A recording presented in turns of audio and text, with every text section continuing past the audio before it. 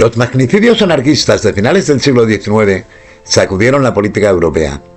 Entre el año 1875 y el año 1914, los atentados anarquistas acabaron con dos presidentes del gobierno de España, otro en Estados Unidos, un rey de Italia, un presidente de Francia y una emperatriz austrohúngara. Por el camino dejaron un numeroso número de intentos fallidos.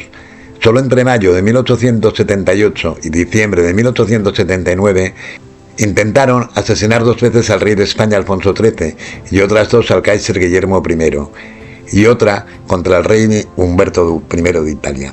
A pesar de que el anarquismo, exceptuando casos como el de España, siempre fue un movimiento muy minoritario, sus atentados tuvieron una trascendencia colosal. Desde finales de la década de 1870, en los ambientes anarquistas se había extendido la idea de la propaganda por el hecho. La mejor manera de que su mensaje llegara a todas las capas de la sociedad sería a través de hechos impactantes. Al principio, la propaganda por el hecho se refería sobre todo a la insurrección, pero pronto se llegó a la conclusión de que los atentados también tendrían una finalidad propagandística.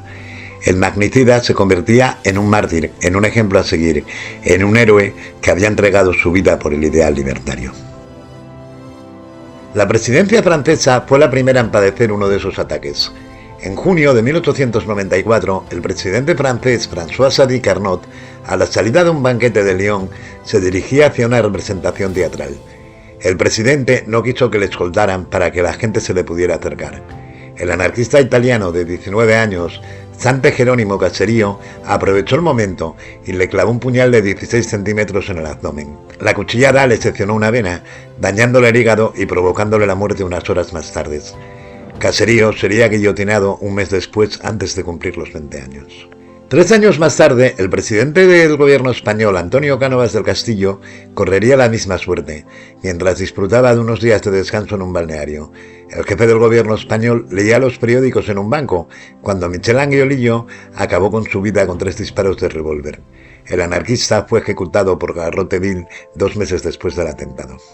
Otra de las víctimas de los atentados anarquistas fue la glamurosa Sisi. La emperatriz del Imperio Austrohúngaro paseaba por el lago Lehmann, en Suiza, y fue atacada por un hombre cuando estaba a punto de subir a un barco. Sisi embarcó y en un primer momento pensó que solo tenía heridas superficiales, pero pronto se desmayó. Cuando le desabrocharon el corsé, descubrieron la gravedad de la herida. El anarquista Louis Lucheni, de 25 años de edad, le había incrustado una lima de carpintero en el corazón. Aquel mismo día Sisi moría, y Lucheni era condenado a cadena perpetua, puesto que fue juzgado en Suiza y no existía allí la pena de muerte. En julio de 1900, Gaetano Bresci disparó 3 tiros contra el rey Humberto I de Saboya, en una competición deportiva en Monza. El rey resultó herido en hombro, pulmón y corazón, y falleció casi al instante. El asesino fue condenado a cadena perpetua, pero en menos de un año apareció muerto en prisión. Se desconoce si por suicidio o simplemente fue asesinado por los guardias de la prisión. El anterior atentado inspiró a Leon Tolstoy, un anarquista americano que acabó con la vida del presidente norteamericano William McKinley, que sobrevivió a la guerra de secesión de Estados Unidos, pero no a los 2 balazos que Tolstoy le disparó a quemarropa. El presidente asistía en septiembre de 1901 a la celebración de una feria en el Palacio de la Música de Búfalo. El anarquista se acercó a él, le estrechó la mano, al tiempo que con la otra mano le disparaba 2 tiros en el abdomen. El anarquista había escondido su revólver bajo un pañuelo. McKinley fue operado de inmediato y, aunque parecía haberse recuperado, 8 días después murió debido a una gangrena. Tolstoy sería ejecutado en la silla eléctrica. 15 años después del asesinato del presidente español Cánovas del Castillo, el anarquismo volvió a atentar contra otro presidente del gobierno español.